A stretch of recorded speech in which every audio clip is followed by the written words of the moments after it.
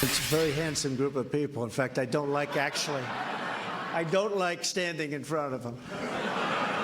First thing you know, we always like unattractive teams, right?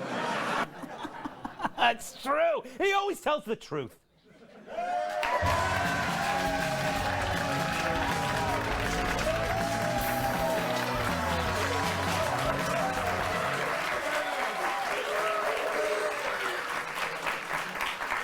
You know what I love? I love it when Hollywood lectures us. We can end this nightmare before it begins. They should just vote because it matters, you know? I hope that people don't blame you if an orange sexually assaulting Godzilla who started a fake college is up the entire planet a year or so from now. Hillary! Vote for Hillary! What I care about is the direction of this country. And what I'm very, very worried about is that it might go in the wrong direction. With someone like Donald Trump, I'd like to punch him in the face. Oh, you're so thoughtful. You're so brave. As they see fit to judge us, yet they enable the creepiest behavior ever all around them. Where do they get off? Don't answer that. Everyone knew about Harvey. Everyone had a Harvey story. If it didn't happen to them, it happened to a friend or a friend's dog. Harvey was the creep that friends warned you about. Yeah, he'll buy you dinner, but your tongue is going to write the check. We've heard about a ton of victims and about his M.O. He'd arrange a meeting with a young female. He'd make sure other females were there so the target wouldn't get spooked and run away. Then the other women would bolt and he'd be left standing there, bathrobe open, demanding some kind of service. Imagine that view. No, don't. Don't.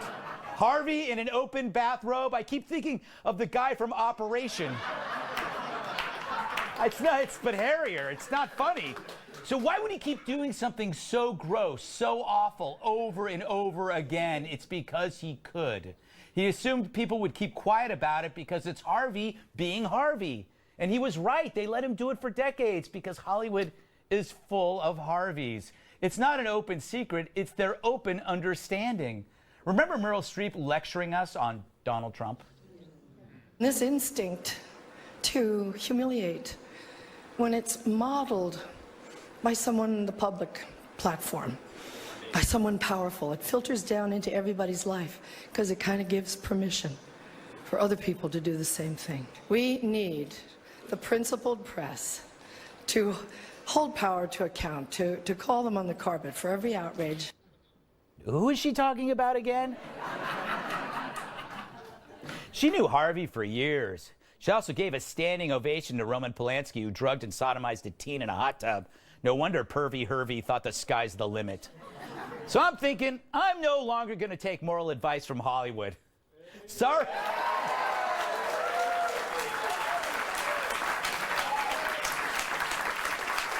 I was being sarcastic. I never was, but sorry, Meryl. Sorry, Quentin. Sorry, Oliver Stone. I just don't trust your judgment. But at least Hillary did react, finally.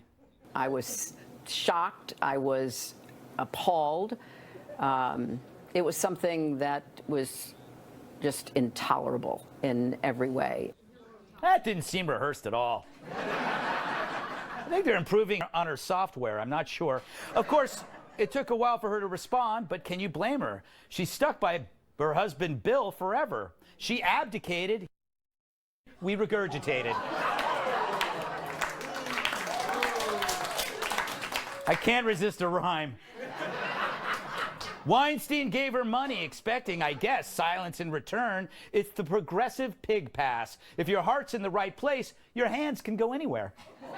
But now the dam bursts and Hollywood's soaked. Does that mean that this pig pass is dead? Is being a male feminist no longer a cover for cads?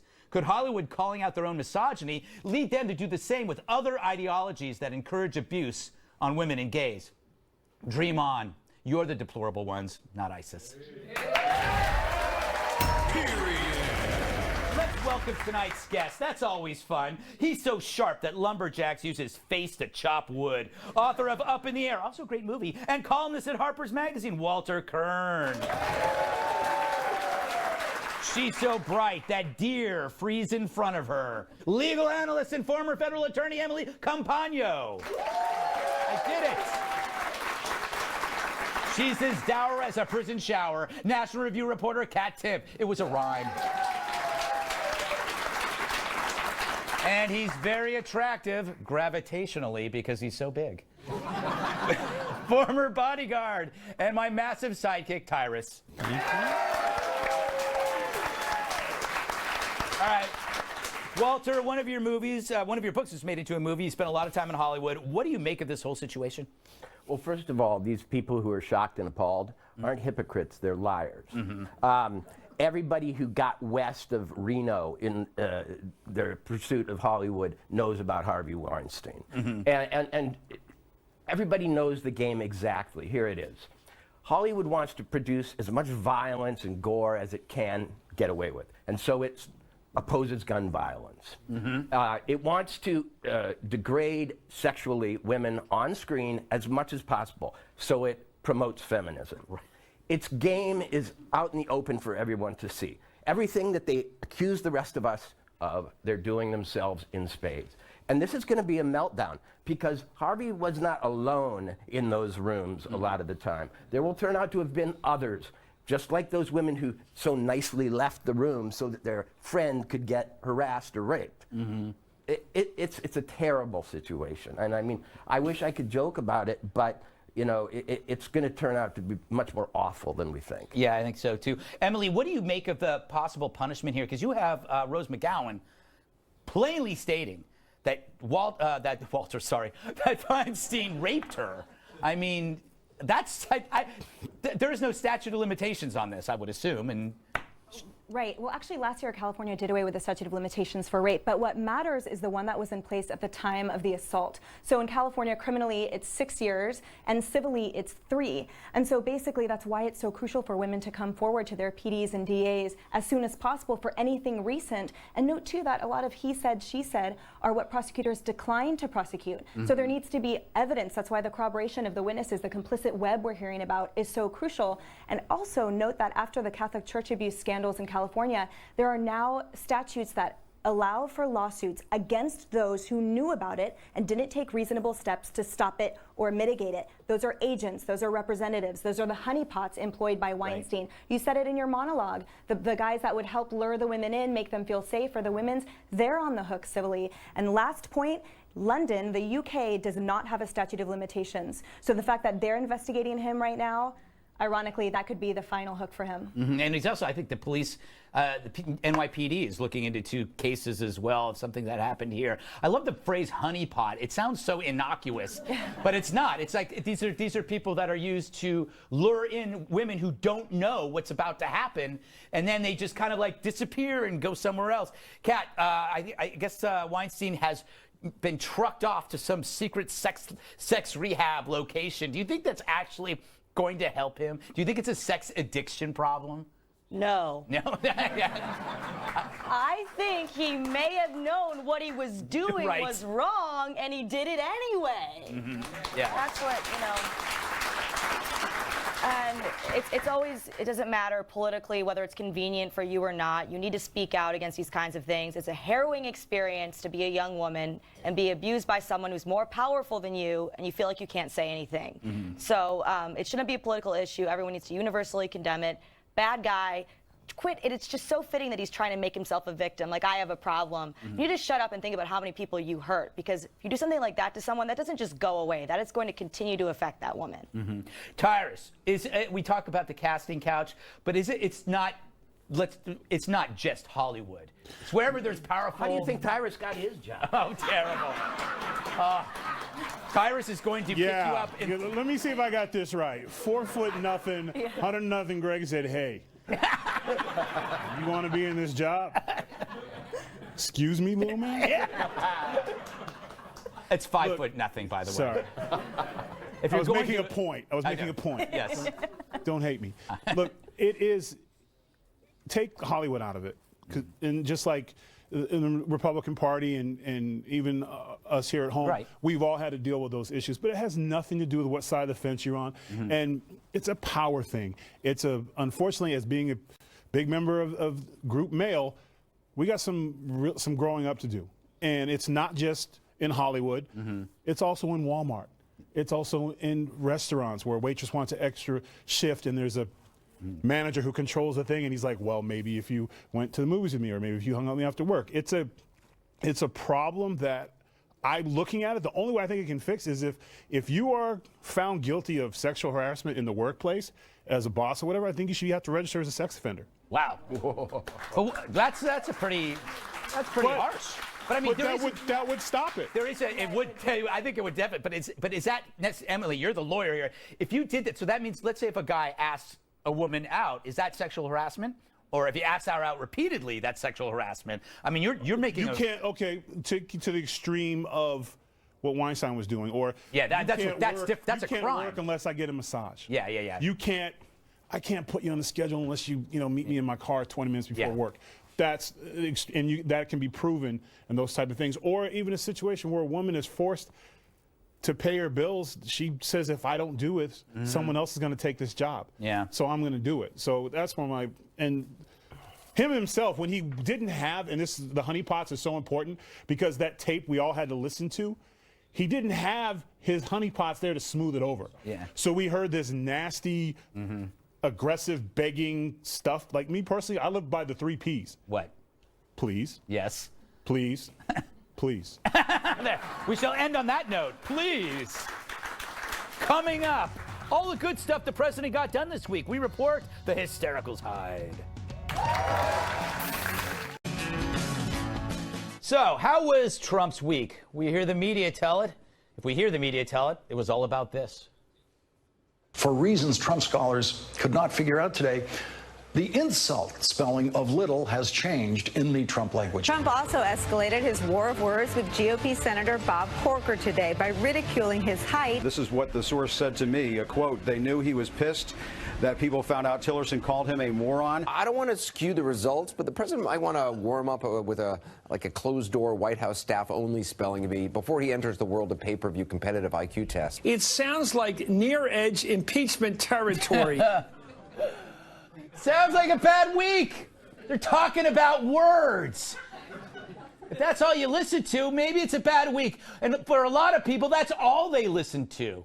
Which may explain why Chief of Staff John Kelly showed up at the White House briefing and said things like this.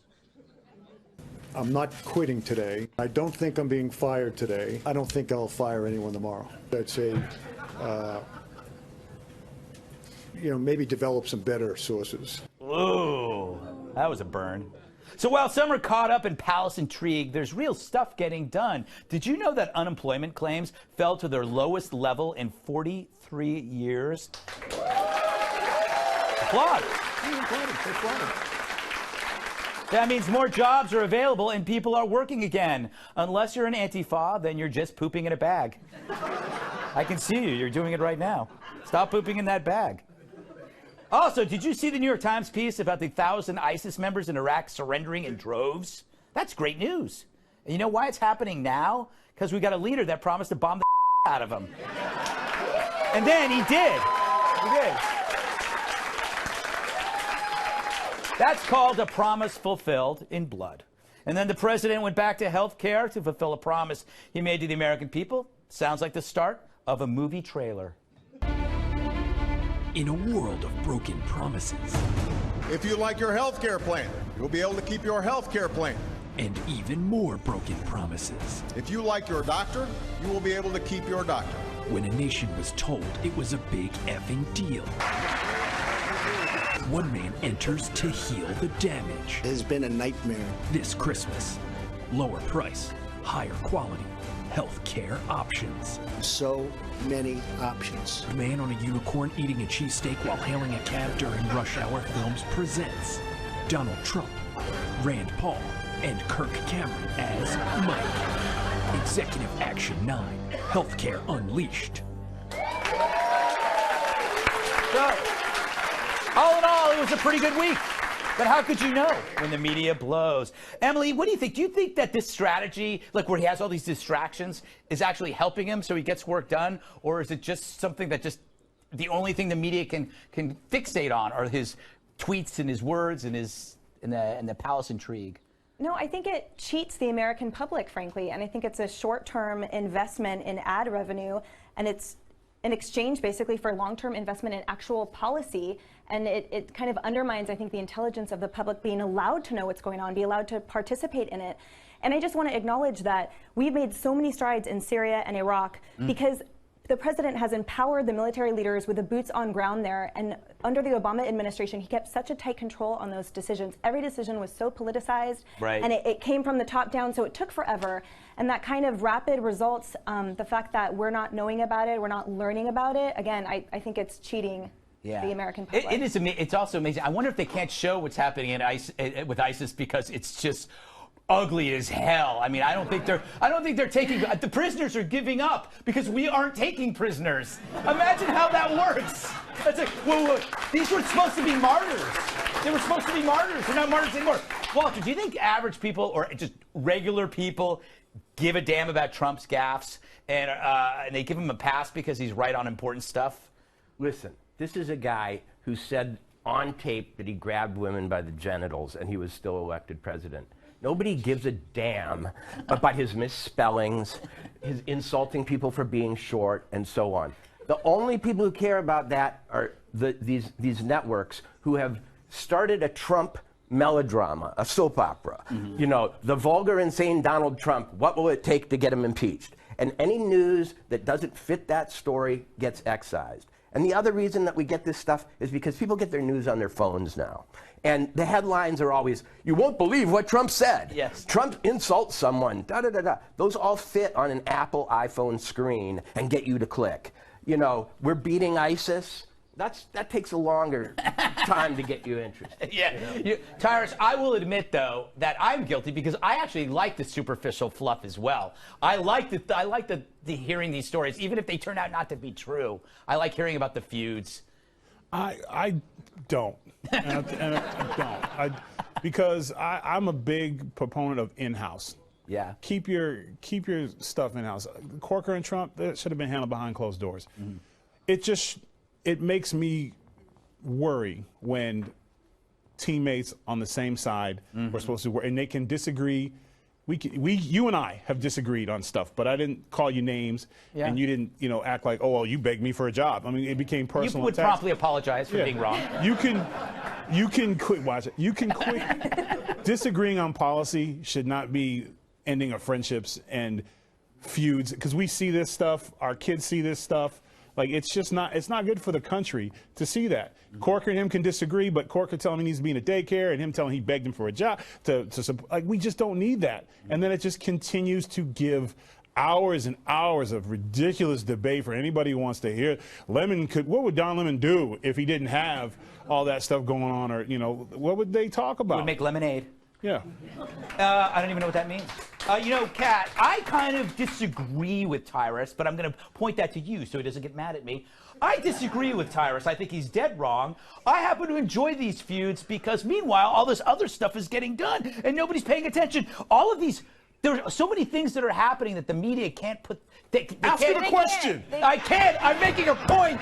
You're saying I'm wrong about how I feel. That's insanity. Kat, do something. It'll be my turn Kat, Sunday. respond to why Tyrus is wrong. Well, look, in terms of the media not reporting on this stuff, they really can't, because that would be them admitting that President Trump has actually done something good. Right. It's really hard to say that more jobs and less ISIS is a bad thing. But they could try. They could try. They could do the ISIS surrendering and just do the headline as President Trump making so many give up on their dreams. They could try it that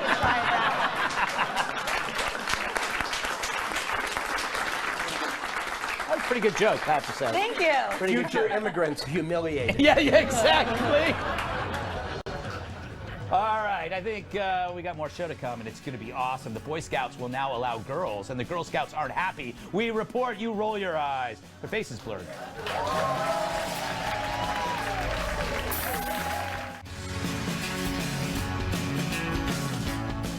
It's a bout between the Scouts. For the first time in its 100-year history, the Boy Scouts will begin accepting girls into its program. But why, you ask? Because they smell great. No, it's because the Boy Scouts say it wants to help nurture all young people and, quote, shape the next generation of leaders. Well, that actually sounds nice. Unless you're the Girl Scouts. They nurture young people, too, and they don't like the Boy Scouts stepping on their turf. The organization gave a scathing statement to ABC News. Quote, the Boy Scouts house is on fire. Instead of addressing systemic issues of continuing sexual assault, financial mismanagement, and deficient programming, BSA senior management wants to add an accelerant to the house fire by recruiting girls. Whew, that was a statement. And it was kind of harsh. Don't mess with the Girl Scouts. I'm going to buy more cookies just in case. But anyway, I don't have a horse. I don't have a horse in this race. I don't even have a horse. Shaping the next generation of leaders is a good thing, though, whether it's through Boy Scouts or Girl Scouts or no Scouts. I was never a Scout. I was a no Scout, and I turned out fine, I think. But there is a group I would join if it existed. Do you regret not joining the Boy Scouts as a kid? Do you find yourself struggling with things many other guys do with ease? Then you need to join Man Scouts. Man Scouts! Each week you'll learn a sweet new skill, stuff that every grown-ass man should know how to do, including chop wood, drive stick shift, fix a toilet, dress your age, cook a steak, change a tire, build a shed, tie a tie, throw a ball, throw a punch, play poker, and change a diaper. Man Scouts! And the best part of Man Scouts, each week you'll learn directly from our special guest instructors, including Clint Eastwood, Buzz Aldrin, Chuck Norris, David Ortiz, Denzel Washington, Lou Dobbs, Michael Jordan, Jackie Chan, Brett Favre, Liam Neeson, Tyrus, Kurt Russell, Dale Earnhardt Jr., the Brawny Man, and special guest, the 86 Mets. So don't delay. Join Man Scouts today. Man Scouts! I didn't get the 86 Mets joke. That was like an East Coast thing. I don't like that kind of humor. Make the humor more universal. Guy who wrote that. I'm a Giants fan. What can I say? San Francisco Giants. Cats! Yes? Does it matter whether girls join Boy Scouts, Boy Scouts join Girl Scouts? What do you think? I was a Girl Scout. Really? All the way through juniors. And honestly, this whole shaping future generations thing, the only thing I learned the entire time is that Tina was not a true friend. That's all that I learned. And my mom became the troop leader, like to show an interest in my life, which was very nice. But then when everyone wanted to watch Titanic, she was like, Catherine's not allowed to watch that. There's a naked lady in it. And now it's like 20 years later, and I still haven't seen a single naked lady. Missing out. Tyrus, huh? You can still say that. That is not considered harassment. Listen, I was a Boy Scout, Troop 315. Mr. Cruz was my scoutmaster, and I was in a single-parent family who worked nights, so never saw her ass. And the Boy Scouts was tremendous for me, and I learned a lot about what it is to be a young man and be responsible. Mm-hmm. So I kind of have a stake in this. We did things with our scoutmaster where we would go on hikes. You had to earn your stuff. You had to toesmanship. You had to learn how to wield an axe, a knife. And some of that stuff doesn't really work in downloads of iPads and stuff today, but still gets a little grit underneath your nails and teaches you what the purpose of hard work. My concern is that I think the Girl Scouts offered the same thing. Right. But there was something about Boy Scouts because the goal was we're teaching you how to be a young man. When you see an old lady across the street, you go to help her because that's what a young man does. Those lessons go with you. My only concern is because I know that when we got in Mr. Cruz Winnebago and we drove to Red Rock to go on a 10-mile hike on our backpacks and earn our merit badges and stuff, I don't know how that would have went if there was 3 or 4 girls in that thing because we would have been frozen up because there's a difference there. Yeah, that's true. You have to worry about sharing tents and stuff like that. When we took all that pressure out and who's cool, which girl's gonna like me better, all that was there because you were just. And there's certain things you can't do, you just like can't pick your nose. I'm not being sexist. I'm just but you know what? You can pick your nose in Girl Scouts. There's certain things, and you can do the same thing in Boy Scouts. But my thing is like I think in this situation, I think separate is better, just in terms of molding minds. But what do you think? I've been out the game for a minute. Emily. I think the saddest part to me is the fact that the Girl Scouts came out with such the scathing response and said they were blindsided by the announcement. Yes. And I also feel as an attorney that they are absolutely opening themselves up the Pandora's box of having prepubescent children together co-ed, and there are a ton of camps and opportunities for young children in co-ed opportunities, and this was maybe the last bastion that wasn't, that they could actually have that same gender experience. Because Jamboree isn't supposed to be Jamboree, you know what I'm saying? So, I didn't even know what that means. I had no idea. I didn't belong to any group growing up. I spent a lot of time alone. Crying. Matter of fact, one of the games we used to play is like you had to get dressed quick. So you'd be in your sleep bag and you'd jump out in your underwear and you'd get dressed and get the backpack and everything folded up. You can't have no girls do. I mean, Yeah, no. You know, someone develops. I learned how to do that. I learned how to do that in high school. Hey, Walter, thoughts? I need to know Boy what's Scouts, in your Girl brain. Scouts? Number one, the reason I wouldn't join Boy Scouts was because there were no girls. Now that there will be, there's going to be a whole new motivation for a whole new kind of guy who's not just interested in Indian, you know, woodsman lore. All of a sudden, Roman Polanski is going to be a troop leader. Also, Harvey Weinstein will now have a chance to direct the shaping of young girls' lives, which, you know, I don't know. The scout leaders I knew were creepy enough. Don't smear an entire group of people, Walter. That's what I do. The Girl Scouts smeared an entire group. Why can't I? All right. You know what I think? I think, you know, we're making all these we're trying to erase gender differences. What if we started erasing age differences? What if, you know, if we don't think it's if we think genders are all the same, then maybe maybe I can join the Girl Scouts. Because why are we paying attention to age anymore if we're not paying attention to gender? Why can't animals join? I want to be in that little dog. You know that dog competition? No. Where I want to be a dog. I want to join. Do you know that there's? You want to be best in show? I want to be best in show. I want to be a dog. There's a lot going on over here. I like wearing collars. Virtual reality is going to allow all Usually of on the weekend, you can find me downtown. I dance under the name Little never mind. Never better time to buy gold, ladies and gentlemen. Little Bob Corker. All right, coming up. Brats at the University of Michigan harass author Charles Murray. He must have interrupted their nap time.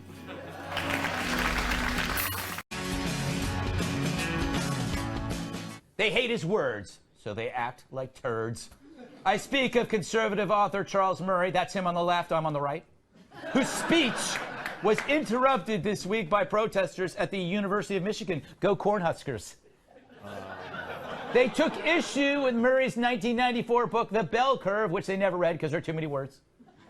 It examines the relationship between human IQ and race, but I wouldn't know because I didn't read it either. Students turned off lights, played loud music on their phones, and the heckling began almost immediately. Dr. Charles Murray.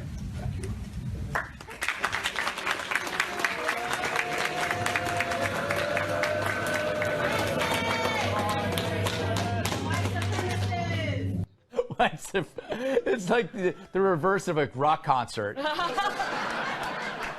Instead of yelling Freebird.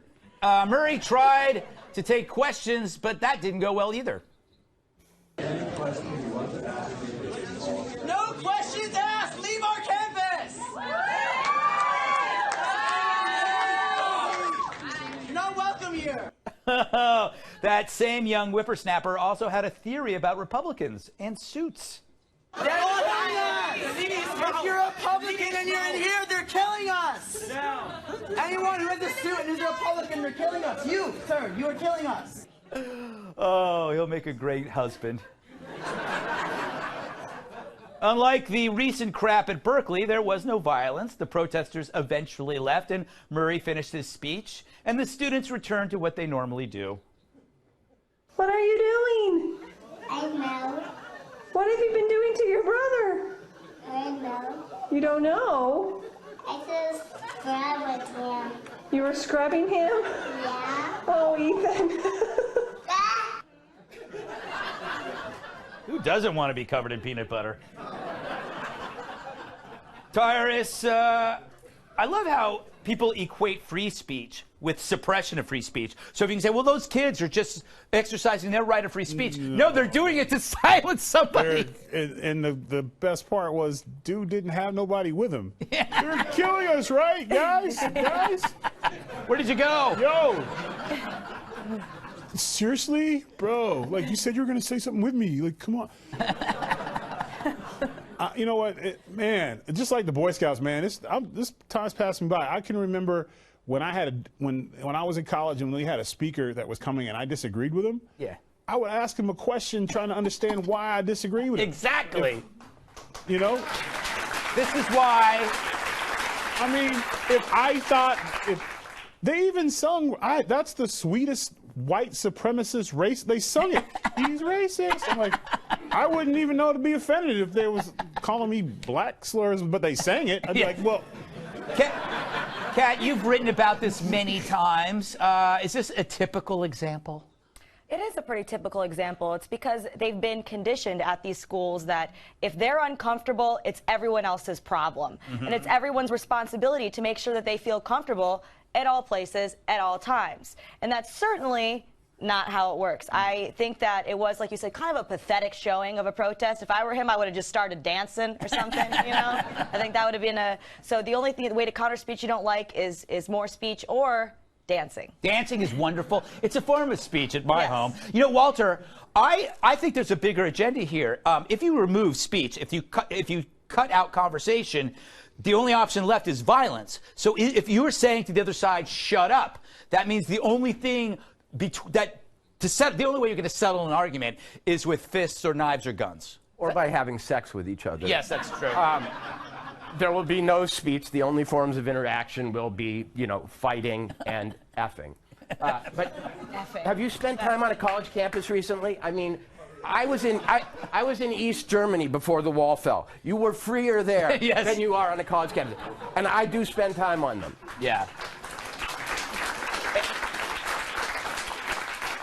Everyone's an informer. Yeah. Everybody you're sitting next to might be turning you in tomorrow. And no one will tell you what the crimes are until you're charged with them. So true. That is so true. It's a scary place. I am so much freer sitting here on Fox News in front of all of America than I am in a college cafeteria. That quote has to be on a T-shirt. If you own a T-shirt company, I want you to make that T-shirt and send it to me, but I will pay the charges. Last word, Emily. I'm from the Bay Area. Me too. But go Raiders. San Mateo. I was 49er fan. Not Giants. Where are you at? Oakland? Born in Oakland, raised in El Cerrito. Oh, so wow. Berkeley was my stomping grounds. That campus was where I grew up, essentially. And I think what disturbs me the most about it is that our education in that community was about engagement and dialogue and peaceful action. And who is making a difference and really engaging are those quiet people that are out there in the communities talking about policy with their elected officials or campaigning for elected officials, or it's everything that these students are not. And all I'm hearing are slogans and violence. It has nothing to do with actual discussion or dialogue. And as president of the Federalist Society in law school a million years ago, we were dedicated toward bringing both sides of every debate to campus. And it wasn't so long ago that there isn't room for the spectrum, but it seems like this is just a totally different world than I knew. Yeah, there's no such thing as sides anymore. It's either you're with us or you're dead. That's the way they look. And it's identity politics. Once it infects, it destroys from within. All right, on that happy note, when we come back, a segment on rap. We hear Eminem hates the POTUS. Too bad his side didn't outvote us.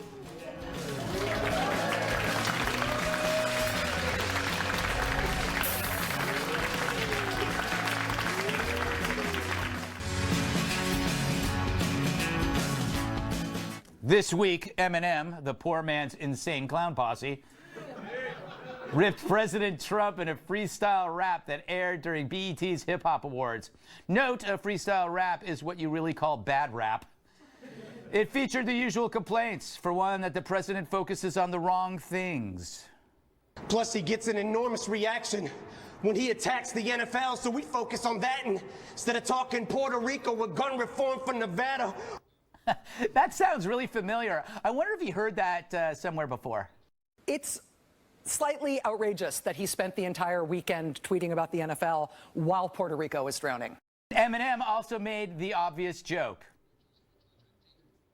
Racism's the only thing he's fantastic for, because that's how he gets his off and he's orange. First off, "for" doesn't rhyme with orange. Nor was it original. Politics is the exact opposite, especially when the rival team is a racist Clementine. Clementine is what they call orange in Clementine land. I don't know what I've never had a Clementine before. It's a baby orange. It's like a tangerine, but it grew up in the East Coast.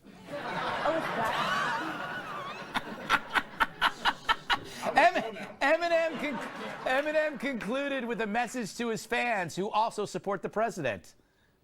Any fan of mine who's a supporter of his, I'm drawing in the sand a line. You're either for or against. And if you can't decide, I'll do it for you with this. You.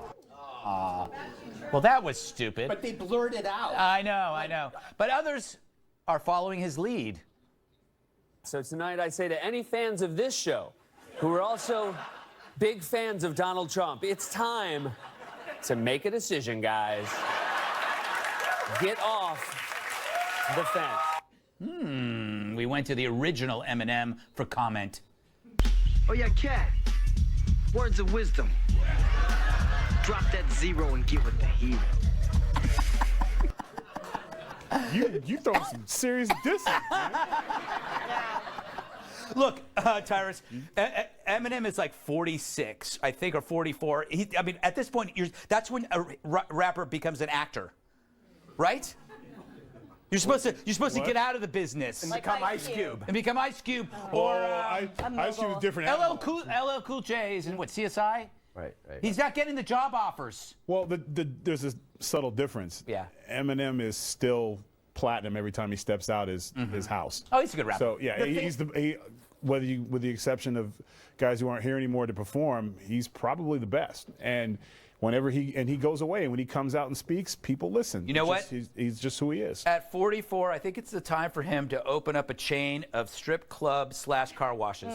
But that's like saying James Brown sang too long. Like, rap is still music, and as long as this guy is, every time his album, he sells. Like, this is an interesting dynamic because his fan base is the same younger base as Trump. So it's an interesting. That's a good point. There's an interesting dynamic because, but the other thing is, he's becoming what he hates.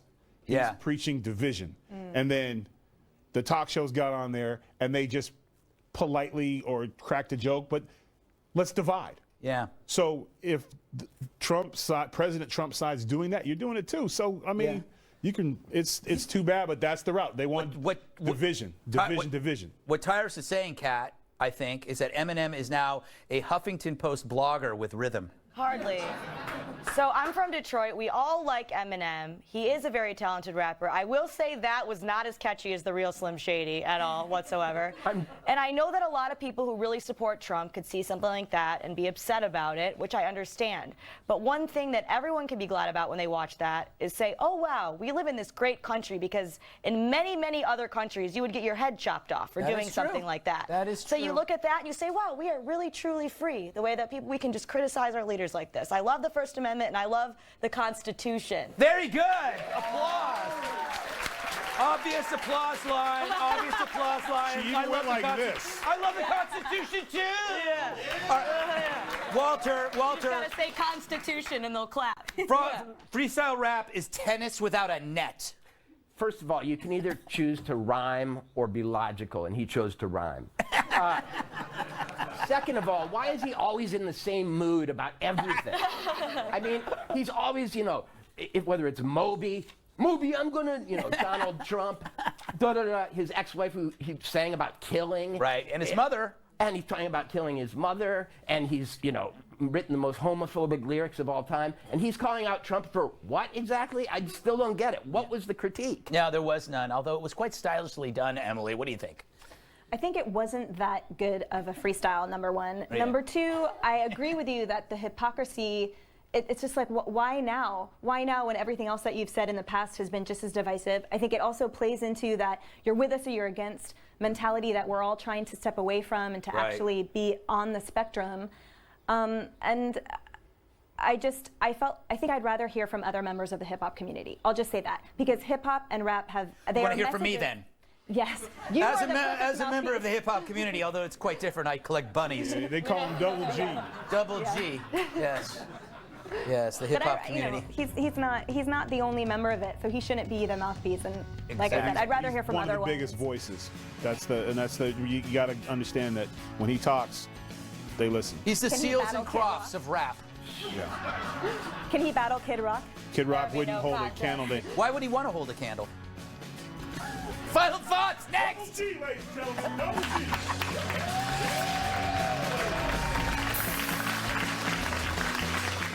I shall see you Monday on the 5 at 5 p.m. Eastern. We got to run, so no time for final thoughts. Special thanks to Walter Kirn, Emily Compagno. Katherine Timpf, Tyrus, and our delightful studio audience. I am Greg Gutfeld, and I love you, America.